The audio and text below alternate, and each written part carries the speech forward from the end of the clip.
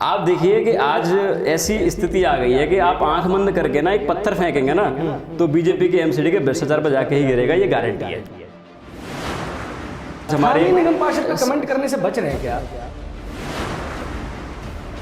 मैं तो सर किस किस पे कमेंट करूं दोस्त, आप आपको जहां पार्षद पे जाइए। आपको चुनाव यहीं से लड़ना है या नहीं लड़ना? सर चुनाव यहीं से लड़ेंगे और यहाँ से जीतेंगे भी। ये मैं नहीं कह रहा, ये हमारे 76,000 लोग महावीर के लिए, विजय के लिए लोग कहते हैं। तो बाकी जो लोग तैयारी कर रहे सुनिए, हैं, आपके साथी उम्मीदवार हैं, वो क्या करें? अगर आपको टिकट नहीं मिली, लेट्स सपोज एक्स या वाई में से किसी को टिकट मिली, तो आप किसी और का कैंपेन मैनेजर बन के तो नहीं बैठ जाएंगे ना, क्योंकि कैंपेन मैनेजर बनने का आपको लंबा अनुभव है। देखिए, तो पता चले आप पंजाब या गोवा या कहीं और निकल जाएं और यहाँ पे अपने क्षेत्र को छोड़ देखिए, चुनाव मैं लड़वाऊंगा, चाहे मैं लड़ूं चाहे कोई भी लड़े, और आम आदमी पार्टी चुनाव जीतेगी। अपने दूसरे कैंडिडेट्स के ऊपर कितना श्योर हैं? ये इतने निकम्मे लोग हैं, ये बीजेपी के सारे जो है एमसीडी में सरकार चला रहे हैं कि जो इनके सफाई कर्मचारी उनकी पैसे नहीं दे पाते, जो डॉक्टर हॉस्पिटल में काम कर रहे हैं डॉक्टरों की सैलरी दे पाते, ये कैसे एमसीडी चला रहे हैं? ये देखिए, बीजेपी के पास अब करने के लिए कुछ बचा नहीं है। अब इनको जमीन खिसकती दिख रही है भाई। बीजेपी के जो सारे पार्षद हैं ये दोबारा चुन के आने वाले नहीं है, बीजेपी की सरकार निगम में आने वाले नहीं, पता है इनको। तो अब ये क्या कर रहे हैं कि ड्रामेबाजी करते हैं। कोई राजकुमार जो कि अभी यहाँ के निगम पार्षद हैं, उनको क्यों ना चुने, और आप ऐसा क्या करेंगे कि आपको चुने? 3 बैरिकेडिंग के बाद निगम पार्षद मिल जाता है। मुझे 2 सालों से विधायिका मिली नहीं। क्या इस इंटरव्यू में आप मुझे एक वादा कर सकते हैं कि आप मुझे भावना गौर का इंटरव्यू दिलवाएंगे या मिलवाएंगे भी?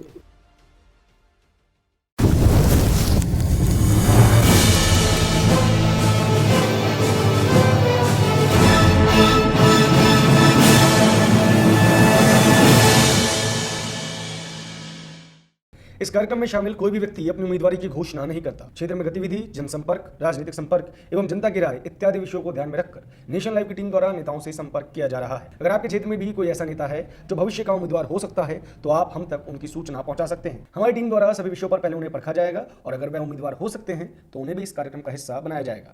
नमस्कार, मैं प्रभात रंजन मिश्रा, आप देख रहे हैं नेशन लाइव। उम्मीदवार के एपिसोड 2 में आपका स्वागत है। आज उम्मीदवार में हमारे साथ महावीर इनक्लेव वार्ड से पवन शर्मा है। पवन शर्मा आम आदमी पार्टी के नेता हैं, साथ ही साथ मुख्यमंत्री अरविंद केजरीवाल के प्रतिनिधि भी हैं। मुझे अच्छा लगता है जब राजनीति में मुझे युवा लोग नजर आते हैं, और पवन शर्मा ने जब राजनीति शुरू की थी तब शायद वो युवा नहीं, बाल्य अवस्था के अधेड़ उम्र में कहे जा सकते हैं। पवन जी, स्वागत है पहले तो आपका। Thank you so much. Pavan ji, आप महावीर इनक्लेव वार्ड से चुनाव की तैयारी कर रहे हैं, ऐसा आप खुद नहीं कह रहे, लेकिन हाँ, हमने चूंकि जो लोगों से जानकारी प्राप्त की है उससे हमें ये चीज़ प्राप्त हो रही है। पिछली बार अगर देखा जाए तो अजय राय आपके पार्टी के उम्मीदवार थे, वहाँ से मदन मोहन और साथ में राजकुमार जो कि अभी फिलहाल स्थानीय निगम पार्षद हैं, वो भी उम्मीदवार रहे और जीते भी। मदन मोहन की अच्छी पैठ है इस इलाके में, और जब भी त्रिशंकु मुकाबला होता हुआ नजर आता है तो कहीं ना कहीं आम आदमी पार्टी पिछड़ती हुई नजर आती है। क्या इस बार नतीजे विपरीत होंगे? देखिए, मुझे बड़ी हंसी आ रही थी आप नाम जब बोल रहे थे। हाँ। कांग्रेस तो दिल्ली में अब है नहीं, कांग्रेस की तो बात ही नहीं हमको करनी चाहिए। ये मुकाबला बीजेपी और आम आदमी पार्टी का है, पहली बात तो ये है।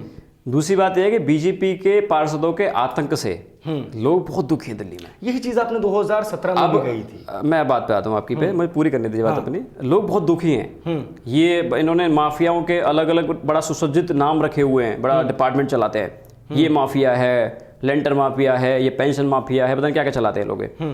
तो लोग बड़ा दुखी हो गए उनसे। अब वो लोग जब अरविंद केजरीवाल जी का मॉडल उन्होंने देख लिया गवर्नेंस का, तो दिल्ली आज अपना मूड बना रही है कि नहीं, आम आदमी पार्टी जब अच्छा कर सकती है सारे क्षेत्र में तो भाई एमसीडी कमान में अरविंद केजरीवाल को दे देनी चाहिए। इससे आज बीजेपी बौखला गई है। अब बीजेपी का एक सर्वे हुआ था, कोई मुझे बता रहा था, संघ के कोई सर्वे करवाया था इन्होंने, तो 272 में से 45 सीट बीजेपी को मिल रही थी 272 में से। तब से जब ये सीट कैसे मिल रही है, जब लोगों का मन बना चुके हैं, लोग अरविंद केजरीवाल मॉडल को देख चुके हैं, और वहीं 20 साल का जो बीजेपी का एमसीडी मॉडल है उसको देख चुके हैं। वजह उसकी है, हम जब एरिया में मकान बनाते हैं, मतलब भुगत भुगी रहे हैं सारे, सब लोग देख रहे हैं मुझे, सब लोग से वाकिफ रखेंगे। हम जब मकान बनाते हैं तो हम हिसाब लगाते हैं, इतने का भाई सीमेंट आ जाएगा, इतने का रोड़ी आ जाएगी, इतने का सरिया आ जाएगा, इतने का लेबर मिस्त्री ले लेंगे। हम उसमें एक चीज और आप भूल गए, उस पर एक चीज लगाते हैं भाई, लेंटर वाले लोग जब आएंगे पैसे मांगने के लिए, भाई ये 2 लाख रुपए उनके भी रखने बजट में। ये जो बजट है ना सर, इससे लोग बहुत दुखी हो गए हैं दिल्ली में। ये इतना सुसज्जित माफिया है कि अपने बीजेपी के जो इनके वॉलंटियर्स हैं, इनके लोग हैं ना, मैं नाम नहीं लूंगा, हमारे एरिया में मतलब बहुत सारे ऐसे लोग हैं, पूरी दिल्ली की बात हम कर रहे हैं, इनके जो लोग हैं संगठन के, उनके कहने से भी वो माफिया नहीं मानता है। अब बीजेपी के सांसद हैं रमेश बिदूड़ी जी, अभी एक सभा में वो भी कह रहे थे, बड़ा एग्री कर रहे थे कि देखिए जी, लोग जब मकान बनाते हैं तो मकान ईंट गिरती भी, एमसीडी के लोग, एमसीडी के स्पष्टीकरण ले लिया था, ये वीडियो है, ये वीडियो उस समय का है जब वो बात कांग्रेस के समय की निगम की कर रहे थे। इसका स्पष्टीकरण हम ले चुके हैं। कब ये जो वीडियो है हमने बीजेपी एमसीडी कब से है, जब वैक्सीनेशन सेंटर यहाँ पे खुला था, लगभग बात की जाए तो 2017-7-2 की बात है। नहीं ये 2002 की बात है। ये मुझे लग रहा है 15-18 साल से तो बीजेपी एमसीडी में है, कब की बात कर रहे हैं, पूरा होने वाला है, चौथे टेन्योर में वो आने वाला है। चलिए अब दिल्ली के जो लोग हैं ना सर, मैं खासकर अपने एरिया में घूमता रहता हूँ, पूरे दिन मिलता रहता हूँ, लोग ये कहते हैं देखो जी, हमको अरविंद केजरीवाल जी की ईमानदारी राजनीति पसंद है, हम ये लेंटर माफिया का खात्मा चाहते हैं अपने एरिया से। तो बड़ा लोग हमको इज्जत से देखते हैं, बोलो आप लोग जैसे भी हैं ईमानदार लोग हैं, आपने करके दिखाया है। हमारे एरिया में पानी की उम्मीद हम भूल चुके थे, भाई पानी कब आएगा, हम तो मतलब हमको लग रहा था हमारे पैदा इसलिए हुए डब्बे उठाने के लिए, पानी आ गया, रोड हमने बना दिए, पिछले एक साल स्कूल हमने बना दिए, 4 बार प्रदर्शन हुए हैं, 5 सेकंड गौर के ऑफिस के सामने पानी को लेकर मटका फोड़ प्रदर्शन हुए हैं, स्थानीय कार्यकर्ता परेशान हैं, और फिर भी आप गर्व से कह रहे हैं कि हमारे यहाँ पानी की समस्या खत्म हो गई है। टैंकर्स की बौछारें आती हैं अभी भी, अभी ठंड आ गई है, माहौल अच्छा है, पानी आ रहा है, इसलिए हम और आप कह पा रहे हैं पवन जी, गर्मियों में ज्यादा दूर नहीं, 4 गली दूर जाइए आप, वहां तक टैंकर आता है। कैसी बात कर रहे हैं आप? कैमरे के सामने कुछ भी बोलना बहुत आसान है, ग्राउंड पे रियलिटी अलग है। देखिए साक्ष्य की कोई जरूरत नहीं है। मैं और आप एक काम करते हैं, मैं चैलेंज करता हूं कि महावीर इंक्लेव, विजय इंक्लेव का एक शख्स जो है वो ये बता दे कि भाई उन्होंने कभी डब्बे नहीं उठाए। पहली चीज, मैं तो अपनी गलती एक्सेप्ट करने में कोई दिक्कत नहीं है। मैं कहता हूं कि हमारे एरिया में 85% एरिया में आज पाइपलाइन से पानी आता है, बढ़िया आता है। 15% एरिया जो बचा हुआ है, हम कहते हैं हम ठीक करेंगे। 15% एरिया में पानी जो बचा हुआ है, 85% जहां पर आप धक्के खाते थे वो ठीक कर दिया, 15% हम ठीक करेंगे, कर देंगे। अब पवन जी बात करते हैं, बार बार जो स्थानीय निगम पार्षद हैं उनके लिए या पूरी एमसीडी के लिए आम आदमी पार्टी सिर्फ एक ही प्रचार करती है कि इनके जो पार्षद हैं वो भ्रष्टाचार में लिप्त हैं। अगर इनके पार्षद भ्रष्टाचार में लिप्त हैं तो आप लोग क्या कर रहे हैं? आप क्यों नहीं इनके खिलाफ एक्शन लेते हैं? आप क्यों नहीं इनके खिलाफ कोर्ट में जाते हैं? क्यों नहीं बताते हैं कि इन लोगों ने इतना पैसा लिया है? अगर टैंकर माफिया, अगर लेंटर माफिया है तो वो चीज सामने क्यों नहीं आ पाती है? देखिए बड़ी हास्यास्पद बात लगती है, जो पार्षद स्कूटर पे घूमता था चुनाव से पहले, आज वो 4 पहिए की बड़ी ऊंची सी गाड़ी में, सफेद सी गाड़ी में घूमता है, बहुत सारे जगह पे है। और आपको बड़ी हैरानी होगी बात भाई कि एमसीडी के पार्षद को सैलरी नहीं मिलती है। 1500 रुपए मिलते हैं वो भत्ते के रूप में। इनको 300 मिलते हैं, 300 रुपए सिटिंग चार्ज मिलता है। जब ये सदन में या कहीं उधर में जोन की कमेटी मीटिंग करते हैं तो 300 रुपए मिलते हैं। अब 300 रुपए में कौन सी गाड़ी खरीदी जा सकती है? मतलब मेरे तो समझ में नहीं आता भाई, ऐसे 300 रुपए कहां से लेके आ गए भाई? 4 पहिए की गाड़ी खरीद ली, पेट्रोल पंप खरीद लिए, कहां से आ गए? बड़ी हंसी आती है मुझे तो।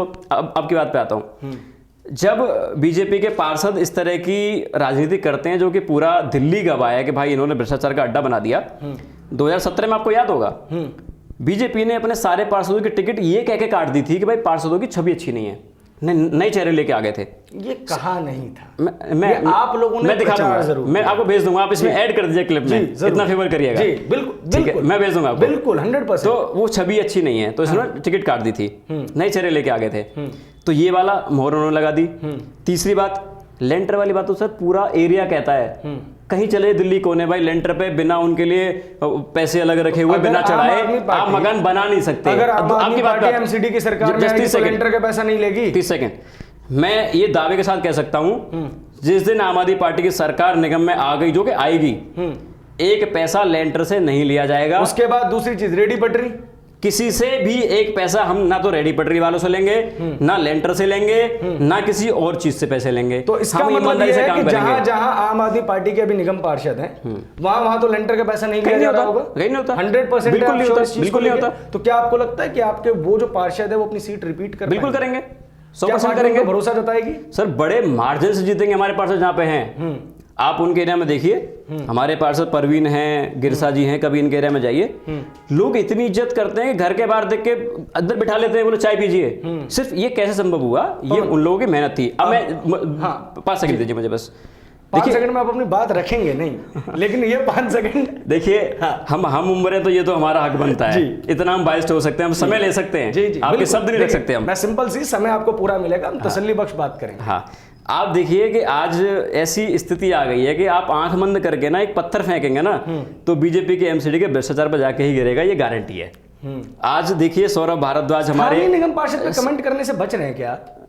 मैं तो सर किस किस पे कमेंट करूं? क्योंकि आप आपको जहां चुनाव पार्षद पे जाइए, आपको चुनाव यहीं से लड़ना है या नहीं लड़ना? सर चुनाव यहीं से लड़ेंगे और यहाँ से जीतेंगे भी। ये मैं नहीं कह रहा, ये हमारे 76,000 लोग महावीर के लिए, विजय के लिए लोग कहते हैं। तो बाकी जो लोग तैयारी कर रहे हैं, आपके साथी उम्मीदवार हैं, वो क्या करेंगे? देखिए सब लोग करेंगे तैयारी। देखो क्या होता है, जो पार्टी जीत रही होती है लोग उसी के पास जाते हैं, नेचुरल सी बात है। आज आम आदमी पार्टी के बहुत सारे लोग हमारे साथ ही, हमारे साथ के सारे भाई लोग हैं, सब लोग तैयारी करना अच्छी बात है, क्योंकि हम जीत रहे हैं, आम आदमी पार्टी जीत रही है। आज कांग्रेस के नाम लेने वाला कोई नहीं है भाई। जब कांग्रेस जीत रही होती तो उनके लोग भी कर रहे होते। तो ये तो अच्छी बात है कि भाई आम आदमी पार्टी, बहुत सारे लोग हम तैयारी कर रहे हैं, जिसके भी सेहरा आम आदमी पार्टी बांधेगी, भाई चुनाव लड़ो, बाकी सब लोग साथ लगेंगे उसके। 100% आप साथ देंगे अपने। अगर आपको टिकट नहीं मिली और लेट्स सपोज एक्स या वाई में से किसी को टिकट मिली, तो आप किसी और का कैंपेन मैनेजर बन के तो नहीं बैठ जाएंगे ना, क्योंकि कैंपेन मैनेजर बनने का आपको लंबा अनुभव है। देखिए, तो पता चले आप पंजाब या गोवा या कहीं और निकल जाएं और यहाँ पे अपने क्षेत्र को छोड़ दें। देखिए प्रभात भाई, यहाँ से चुनाव लड़ेंगे, नहीं लड़े तो नहीं लड़े आम आदमी पार्टी चुनाव लड़ेगी, अगर आम आदमी पार्टी चुनाव जीतेगी। अगर आप चुनाव नहीं, मैं अपनी बात नहीं करता, तो क्या आप गोवा तो नहीं भाग जाएंगे, पंजाब तो नहीं भाग जाएंगे? मैं अपनी बात या किसी और की बात नहीं करता। मैं ये कहता हूं यहाँ से आम आदमी पार्टी चुनाव लड़ेगी, चुनाव मैं लड़वाऊंगा, चाहे मैं लड़ूं चाहे कोई भी लड़े, और आम आदमी पार्टी चुनाव जीतेगी। अपने दूसरे कैंडिडेट्स के ऊपर कितना श्योर हैं आप कि जैसा आपका बिहेवियर है कि उनका भी वैसा ही रहेगा? अगर आपको टिकट मिल गई तो आम आदमी पार्टी कोई अपॉर्चुनिटी जो लोग होते हैं ना, अपॉर्चुनिटी वाले, उनकी पार्टी नहीं है। हम सारे सब लोग बंद मुट्ठी की तरह एक है। जिस दिन पार्टी बोलती है कि जाओ चुनाव लड़ो, हम वो लोग हैं आंदोलन से आए हुए प्रभात भाई, कि जब पार्टी ने बोला कि चुनाव लड़ो, सारे लोगों की बात करता हूं मैं, कि भाई लोगों ने चुनाव लड़ा, लोगों ने, पार्टी ने बोला जी तुम टेंट लगाओ, कुर्सियां बिछाओ, हम सब लोगों ने कुर्सियां बिछाई, जितने लोग हमारी पार्टी में हैं। अब जब पार्टी जो आदेश रहता है, देखो पार्टी से ऊपर ना मैं हूं ना मेरा कोई साथी है, पार्टी जिसको भी, हमारे साथी को जो भी आदेश देगी, सारे लोग इकट्ठे हैं, हम सब लोग एक हैं। मैं अभी एक बात रोक रहा हूं बस, आपने भ्रष्टाचार की बात करी कि हम क्यों इस पे एक्शन नहीं लेते। हमारी पार्टी के आप पीसी देख रहे होंगे डेली, हम डेली इनका एक भ्रष्टाचार उजागर कर रहे हैं। अब ये तो पता नहीं बीजेपी वालों को क्यों शर्म नहीं आती कि अपने पार्षदों को अभी भी नहीं हटाते। स्टंट कहती है, सिर्फ चुनावी स्टंट कहती है। अरे आप बताइए, वो कहती है लीगल एक्शन लेंगे आपके ऊपर, लेकिन कोई भी इस तरीके की चीजें आ नहीं रही। क्या एक्शन लिया? आप जब इधर स्वच्छ भारत की बात करते हैं लोग, ठीक है, हमें अच्छा लगता है भाई, ठीक है कुछ अच्छा करेंगे, लोग भाई कहते हैं बड़ा अच्छा करेंगे। एक सांसद हैं, उन्होंने क्या किया कि हवाबाजी में आके टिप्पर खरीद लिए, जो कूड़ा जो उठाते हैं ना गाड़ी, वो बोले जी हम ये साफ कर देंगे, वो साफ कर देंगे। हमने कहा अच्छी बात है भाई, कुछ अच्छा कर रहे हैं। उन टिप्परों में जंग लग गई खड़े खड़े, ये ड्राइवर तक पैदा नहीं कर पाए। आज ये सफाई कर्मचारियों के पैसे तक नहीं दे पाते। एमसीडी एक्ट के अंदर जितने पैसे दिल्ली सरकार को एक्ट के हिसाब से एमसीडी को देने होते हैं, वो सारे पैसे देती है। और आज भी एमसीडी की इतनी बेकार हालत है कि लगभग 6,000 करोड़ के आसपास दिल्ली सरकार को एमसीडी से पैसे वापस लेने हैं। और उस पर भी ये इतने निकम्मे लोग हैं, ये बीजेपी के सारे जो है एमसीडी में सरकार चला रहे हैं, कि जो इनके सफाई कर्मचारी हैं उनके पैसे नहीं दे पाते, जो डॉक्टर हॉस्पिटल में काम कर रहे हैं डॉक्टरों की सैलरी नहीं दे पाते।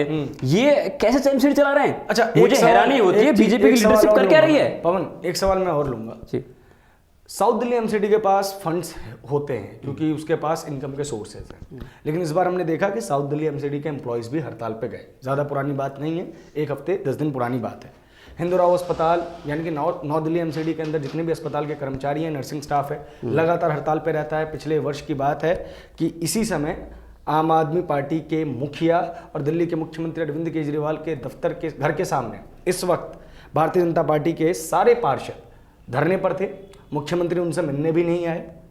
इन तमाम क्लैशों में, जो कि एमसीडी वर्सेस दिल्ली सरकार के बीच में, सफर दिल्ली की जनता और निगम के कर्मचारियों को भुगतना पड़ता है इस सारे के सारे पॉलिटिक्स का देखिए, जो पूरा का पूरा गेम है उसके। इसका मैं आपको एक जवाब देता हूँ। हाँ। ये देखिए, बीजेपी के पास अब करने के लिए कुछ बचा नहीं है। हाँ। अब इनको जमीन खिसकती दिख रही है भाई। बीजेपी के जो सारे पार्षद हैं ये दोबारा चुन के आने वाले नहीं है, बीजेपी की सरकार निगम में आने वाले नहीं है, पता है इनको।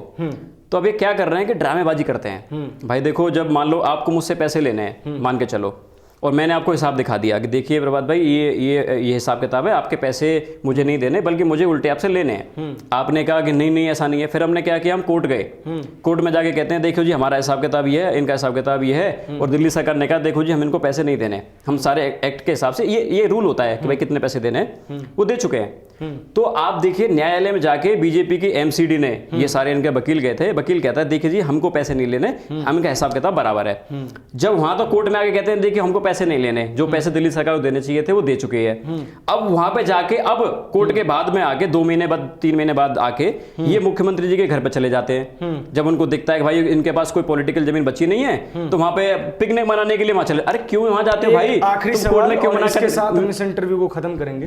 कोई राजकुमार जो कि अभी यहाँ के निगम पार्षद हैं उनको क्यों ना चुने, और आप ऐसा क्या करेंगे कि आपको चुने?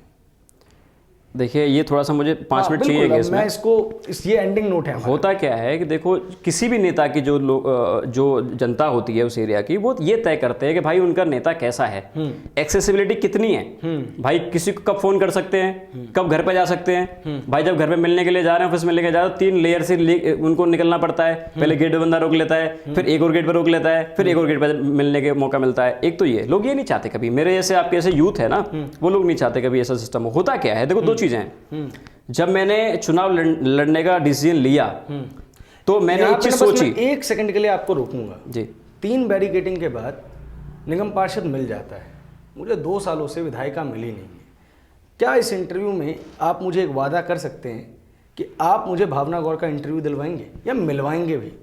मैं अपनी बात पूरी कर लेता हूँ, इस वाली बात इसका जवाब दूंगा, इसका जवाब दूंगा। हाँ। देखो, लोग क्या चाहते हैं, लोग ये चाहते हैं कि उनका जो नेता है वो उनकी पकड़ में हो, कि भाई जब मर्जी उसके घर चले जा सकते हैं, जब मर्जी उसको फोन कर सकते हैं कि भाई हमारा ये वाला काम है, भाई ये वाला हमारा काम कर दो। लोग एक तो ये चाहते हैं। दूसरा, जब मैंने चुनाव लड़ने का निर्णय लिया तो मैंने 2 चीज सोची। भाई देखो, चुनाव से पहले सब लोग अच्छी बातें करते हैं कि हम ऐसे कर देंगे, हम वैसे कर देंगे, हम बदलेंगे नहीं, हम पैसे नहीं खाएंगे, सब लोग करते हैं। तो हम ऐसा क्या करें जिससे कि हम ना बदल पाएं, अपने लिए हम बैरियर क्या ऐसा लगा दें। तो मैंने सारे साथियों से बात करी, अपने पार्टी में बहुत सारे नेताओं से बात करी। मैंने कहा बताइए मुझे कुछ गाइड करिए, मैं ऐसा क्या करूं।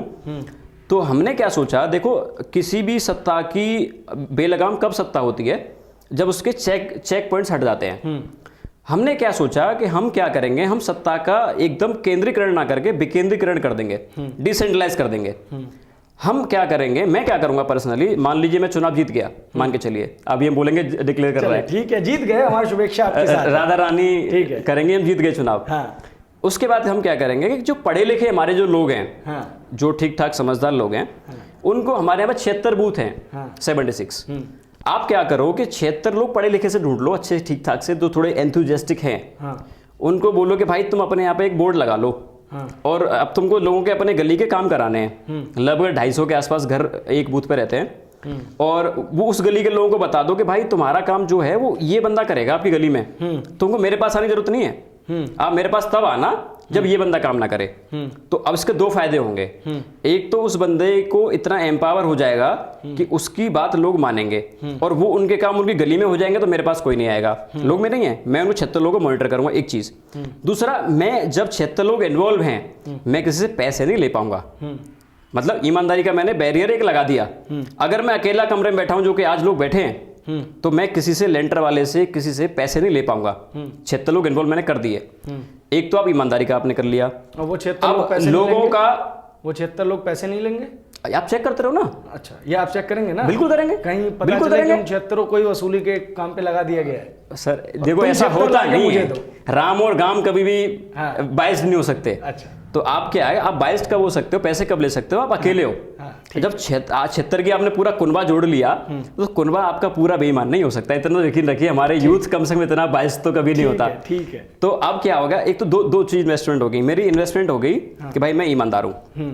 दूसरी इन्वेस्टमेंट मेरी हो गई कि लोग ये नहीं कह पाएंगे भाई कि हमारा काम नहीं होता, भाई उनके गली में काम हो जाएगा। ठीक है। तीसरा काम क्या होगा, ये मेरी इन्वेस्टमेंट अगले 5 साल की हो गई। आज मुझे पोस्टर लगाने पड़ रहे हैं, लोगों से मिलना पड़ रहा है, जी याद रखिएगा, ध्यान रखिएगा मैं चुनाव लड़ रहा हूँ। फिर 5 साल बाद वो 76 लोग अपने अपने गली में 250 ओवर में जा रहे होंगे, भाई काम तो मैं कराता हूँ, भाई मेरे कहने से वोट दे दो। अपन मस्त स्कूटर लेके लोगों से घूमते रहेंगे, हाँ जी सब बढ़िया जी, सब ठीक ठाक, ध्यान रखिएगा बस। ठीक है, ये मेरी इन्वेस्टमेंट होगी। अब जो मैंने चीज कही थी आपने पूरी बात कही। हाँ, मैं आपकी बात पे आता हूँ। हाँ, कब मिलवा रहे हैं मुझे, आज तारीख और समय बता दीजिए। देखिए उनका शेड्यूल तो मैं देखता नहीं हूँ, पर आप कभी चले जाइए। फिर भी आप देखिए, मैं आपको 1 हफ्ते का समय देता हूँ पवन जी। देखिए आप कभी ऑफिस चले जाइए, वो ऑफिस में मिलती हैं, आप जब मर्जी बात कर लीजिए जाके। जब भी उनके खिलाफ मटका फोड़ आंदोलन हुआ, जब उन्हीं के दफ्तर के जस्ट बगल में जो अपार्टमेंट है डीडीए का, उसके अंदर इतना पानी था, मैंने उस पानी में उतर के रिपोर्टिंग की है, आप जाके देखिए उसके ऊपर। उस दिन भी मैं उनके दफ्तर पे गया, वो नहीं थी। और ऐसे कई मौके मिले जब मुझे विधायिका से प्रतिक्रिया की आवश्यकता थी। देखिए दुर्भाग्यवश होता क्या है, हमारे क्षेत्र की विधायिका ने एक बार भी उसके ऊपर प्रतिक्रिया नहीं दी। कई बार वहां पे मौजूद लोगों को मैं बोल के आया कि ये मेरा कार्ड है, जब विधायिका आए तो कॉल करवाइएगा। चूंकि कॉल नहीं आई है तो मैं मान के चल रहा हूं कि शायद विधायिका देखिए इस पे कहना बड़ा बाइस्ड होगा। आप कभी ऑफिस चले जाइए, ऑफिस में मिलती हैं वो, आप कभी समय ले लीजिए। होता क्या, देखो मैं पार्टी का स्पोक पर्सन हूँ, तो हम बिना पार्टी से डिस्कस करें, मतलब हम स्पोक पर्सन जो सारे लोग हैं, चलिए ऑन कैमरा हाँ, एक अपनी टेंटेटिव बात डेट नहीं- दे दीजिए ना, 2 महीने बाद की एक डेट दे दीजिए। अरे, कि 2 महीने के अब भीतर मैं आपसे बोलूं कि आप देंगे। मुझे मोदी जी से मिलना है, मुझे शिकायत करनी है कि मेरा पार्सल लेटर पैसे लेता है, तो आप मुझे कैसे समय दिलवा देंगे? आप मेरे से मेरे एडिटर इन चीफ से मिलने का समय मांगिए, मेरे डायरेक्टर से मिलने का समय मांगिए, मेरे मैनेजिंग डायरेक्टर से मिलने का समय मांगिए, वो उन तक पहुंचने की अथॉरिटी है मेरी। अरे आप मुख्यमंत्री के प्रतिनिधि हैं, पालम विधानसभा की एक निर्वाचन सीट से निगम का चुनाव लड़ना चाहते हैं, और 2 महीने के अंदर 15 मिनट के एक इंटरव्यू को आश्वासन नहीं दे पा रहे।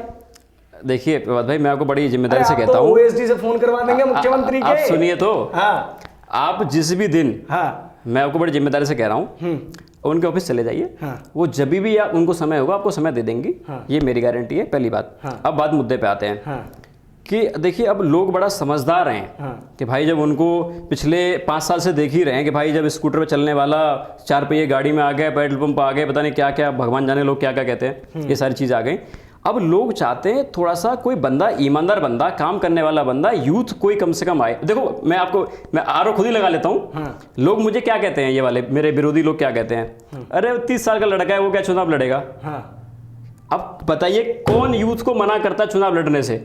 आप बताइए, भारत का संविधान मुझे कहता है चुनाव लड़ने के लिए। मेरे क्षेत्र का एक एक युवा, आज मैं पूरे दिन मिलता हूं, मैं गारंटी से कहता हूं, युवा एक एक कहता है कि भाई अब बात यूथ की आ गई है, इनको ब्लेम करने दो। सुनिए सुनिए सुनिए प्रभात भाई, सुनिए एक सेकंड जी बोलिए। आज मेरे क्षेत्र का एक एक युवा इससे दुखी होकर कहता है कि पवन भाई आप चुनाव लड़िए, एक एक युवा आपके साथ है। हम क्या करें? कुछ नहीं करेंगे, अपने घर के 4-5 लोगों को कन्विंस करेगा कि भाई अब मेरे भाई को वोट दे दीजिए। हर लड़की कन्विंस करेगी मेरे भाई को वोट दे दीजिए, हर लड़का करे मेरे भाई को वोट दे दीजिए। बहुत बहुत शुक्रिया, बहुत बहुत धन्यवाद। समय की सीमाओं ने हमें बांध रखा है और काफ़ी लंबा ये इंटरव्यू वैसे भी हो चुका है। इस वीडियो पर आपकी जो भी प्रतिक्रिया हो हमें कमेंट बॉक्स में ज़रूर बताएं। आमतौर पे हम उम्मीदवार में एक डिस्क्लेमर चलाते हैं, जो इस वीडियो के स्टार्टिंग में भी चला ही होगा, कि इस उम्मीदवार के एपिसोड में जिस नेता का चयन किया गया है वो अपनी उम्मीदवारी की घोषणा नहीं करता। लेकिन यहाँ पे थोड़ा उल्टा हुआ है, ये जो उम्मीदवार है ये अपनी उम्मीदवारी की घोषणा पूरे डंके की चोट पे करता है। पवन शर्मा को देश का कॉन्स्टिट्यूशन, संविधान तो चुनाव लड़ने की इजाज़त देता है, लेकिन क्या आम आदमी पार्टी चुनाव लड़ने की इजाज़त देगी, ये भविष्य के गर्भ में है। इस वीडियो पर आपकी जो भी प्रतिक्रिया हो और पवन शर्मा से आपके जो भी सवाल हो आप कमेंट बॉक्स में ज़रूर डालिए। हम इनको इतनी आसानी से बच के नहीं जाने देंगे। माना कि यह अलग अलग जगहों पे चुनावी कैंपेन मैनेजमेंट में बिजी रहते हैं, लेकिन इस क्षेत्र में भी लाने की कोशिश पूरी करेंगे। धन्यवाद।